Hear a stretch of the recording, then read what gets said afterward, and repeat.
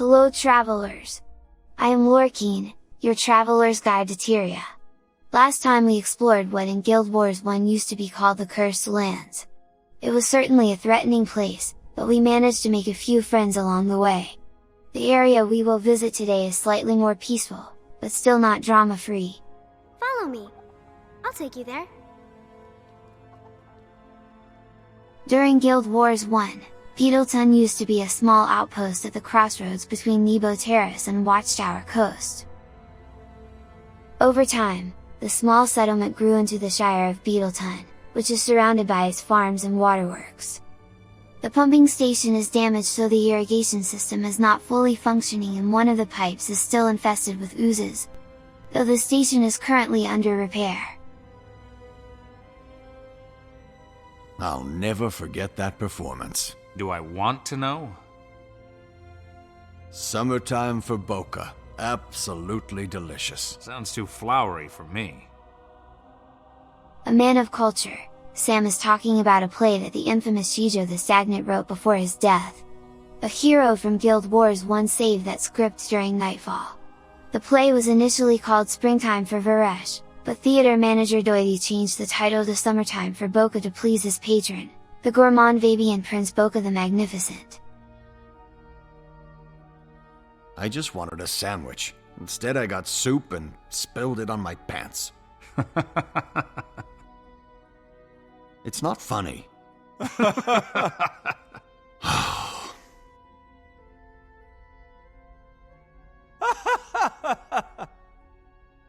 Moving on, we meet Farmer Nell, who is in charge of the farms that supply all the products for Lord Caudecus, to whom they are grateful for protection.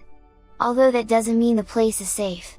If the Seraphs lose Holdland Camp, which we visited in the last episode, the centaurs will burn the farms and take the workers as slaves. If this happens, Clarence will need your help to retake the farm, bring sprinkler pieces to put out the fires and free his friends from slavery. The Tonini took all our best farmers. Please, someone help bring them back. Another farm the evil centaurs destroyed is the Vineyard. Its owner, winemaker Victoria, blames Lord Caudecus for removing his troops from the area and leaving her farm unprotected. She comes from a family full of prestigious vendors, and until recently her only goal in life was to surpass the rich and tart taste of her predecessor. As her vineyards are ruined by centaurs, now her goal changed to seeking vengeance on the one who wronged her, by crafting the most atrocious wine the world has ever seen, and she needs to gather the worst grapes from the vineyard. Help her and she will sell you a bottle of Victoria's red wine, part of the fine whining collection. Finally found someone to help me, unlike you worthless clods. Still sore about that? We have our orders, ma'am. Told you, Lord Beetlestone will be choking on sour wine in no time. Huh. Good luck with your raging insanity, lady. If you don't know this lord everybody is talking about, meet Legate Minister Lord Caudecus Beetlestone the Wise. He is modeled and named after ArenaNet's lead environment artist, Dave Beetlestone, who is not very happy about this fact. He would prefer less statues of himself, or at least less bird poop on them. But Minister Lord Caudecus himself is the charismatic and cunning Legate Minister of the Crichton Ministry, and because of this, the commander of the Ministry Guard, also known as Commander of Divinity's Reach, reports directly to him. The Ministry Guard is the second largest martial unit in Tyria, after the Seraphs. Typically seen only in Divinity's Reach, it is their task to keep the peace in the Ministry and provide personal security for the Crichton ministers and their aides. This usually also translates into being protectors of the nobility of Kryta, most of whom are heavily involved in the Ministry. Although their jurisdiction is more limited than the Seraphs, it is also more empowered, as the Ministry Guard have the right to overrule Seraph authority where ministers are concerned in order to keep governmental secrets secure.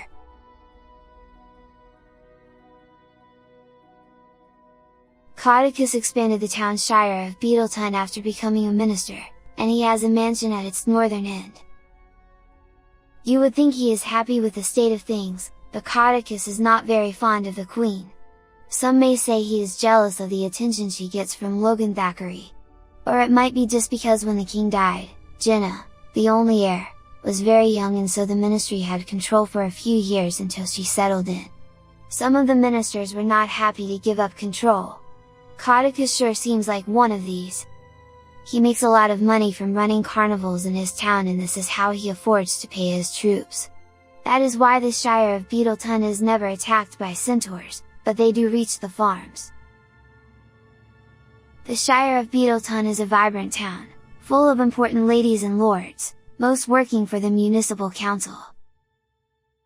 Lord Joshua, a sculptor, is a chairman of the arts committee and the builder of Minister Caudecus. He can sell you a sculptor's tool, used in crafting the legendary pistol quip, the legendary staff bivarist, the legendary hammer the juggernaut, and the legendary mace, the moot. Lord Christensen is the alderman. He arranges meetings with the municipal council and acts as assembly chairman, discusses the management and administration of Beetletun Shire. Lady Gwyneth works with the representatives of the minister and the queen to establish civil and legal rules in Beetletun, meaning she helps maintain equal rights for all intelligent beings.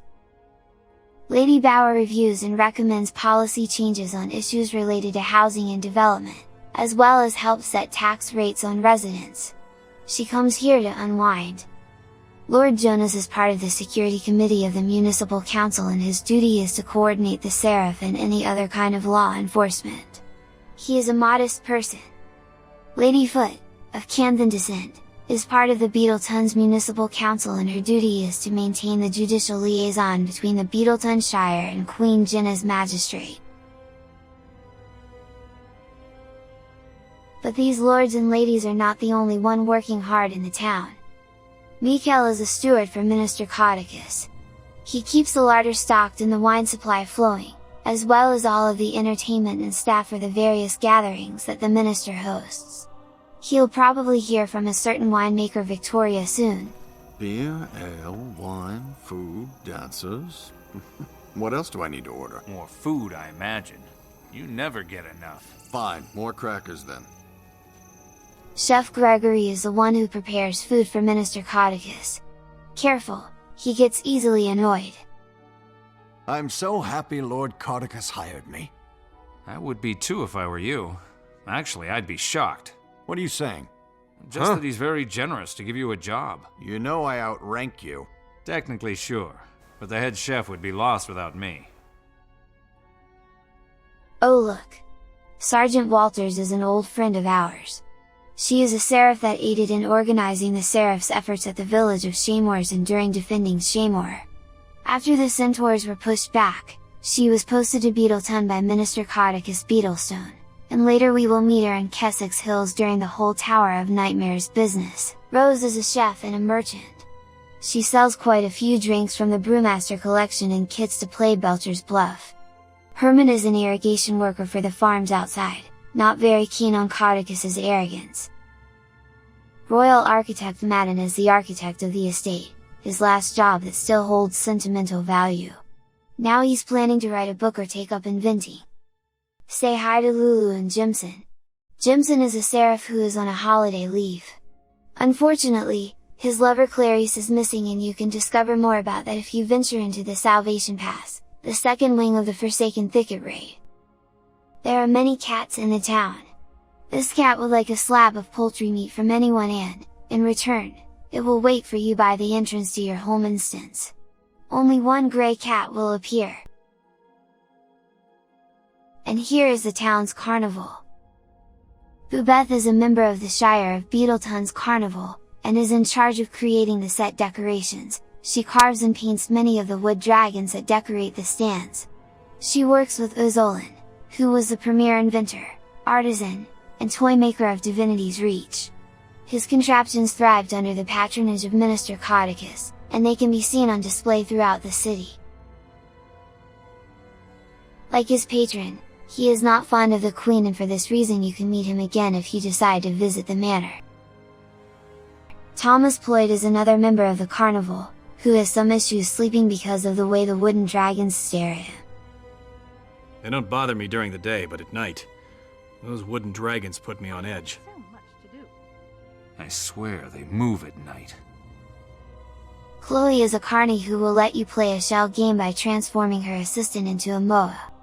Come one, come all, and try your hand at the greatest puzzle in all the land.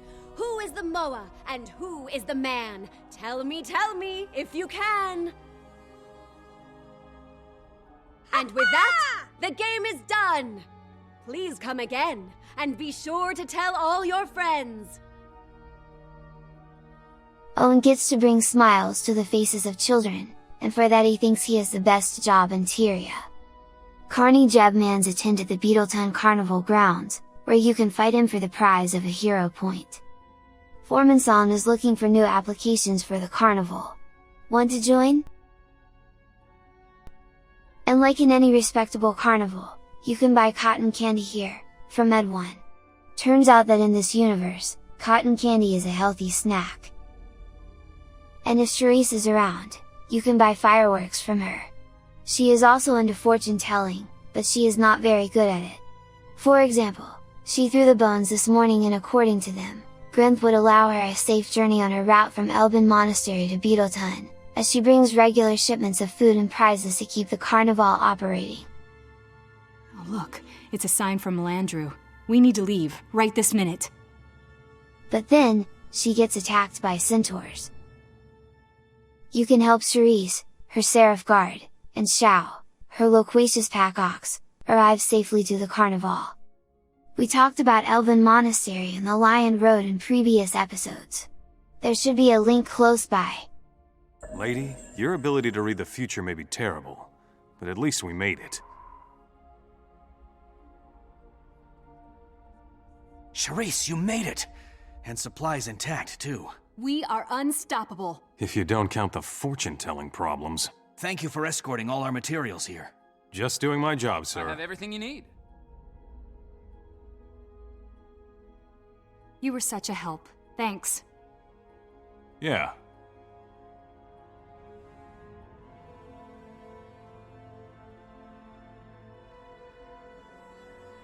Kappa also puts on a good show with her moas, but we'll talk about her in more detail in the next episode.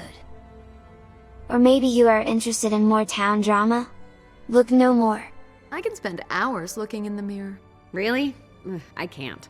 Mirrors make me look fat. A Maybelle here thinks her beauty makes her special and she should live inside the estate, not here with the rabble. I could see myself marrying a pig farmer's daughter. You don't say. Dew is in love with a Maybelle and he follows her around in a creepy way, to her annoyance. It's hard to follow someone who's always checking a mirror. Follow? Never mind. Gloria, a Maybelle's friend, seems to have a bit of a crush on Minister Caudecus and she is fond of Rose's cooking. Oh, Minister Caudecus and his gorgeous eyes.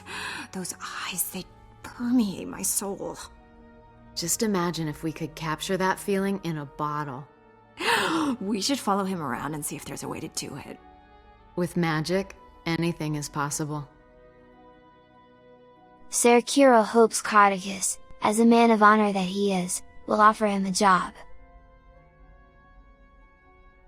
Caudecus's propaganda against the Queen can be seen through the high amount of political posters you find in this town.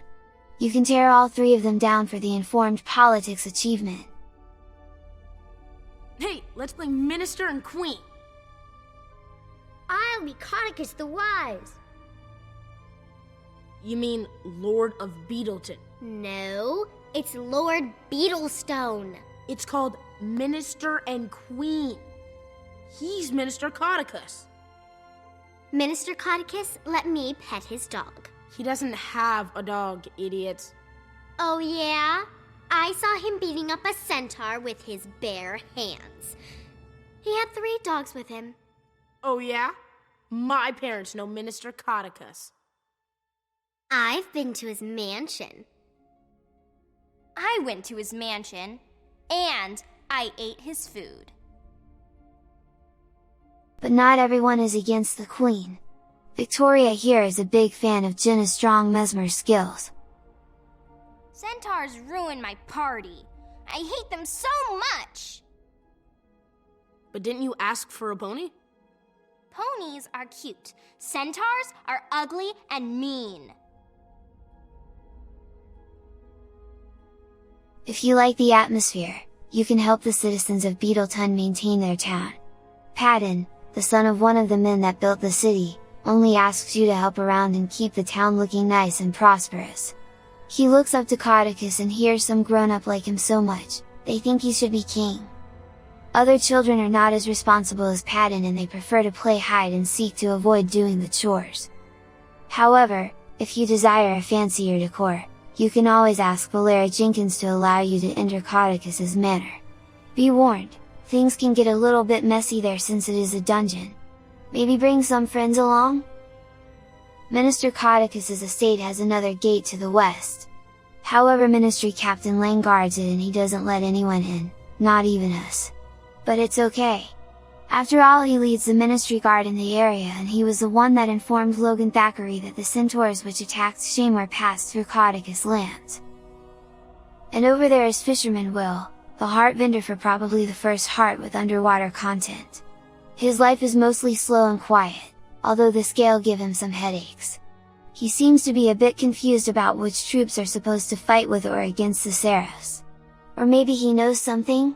Anyway, he can sell you salmon roe for the legendary staff Nevermore, and here is where we end our trip for today. Do you know any fun facts or secrets about Beetletun? Share them in a comment for all adventurers and don't forget to like, subscribe and click the bell icon if you want to join me in the next episode, which is the last one for this map. We will dive into the whole race betting business and learn a thing about brotherly love and scale eggs. Until then, happy exploring!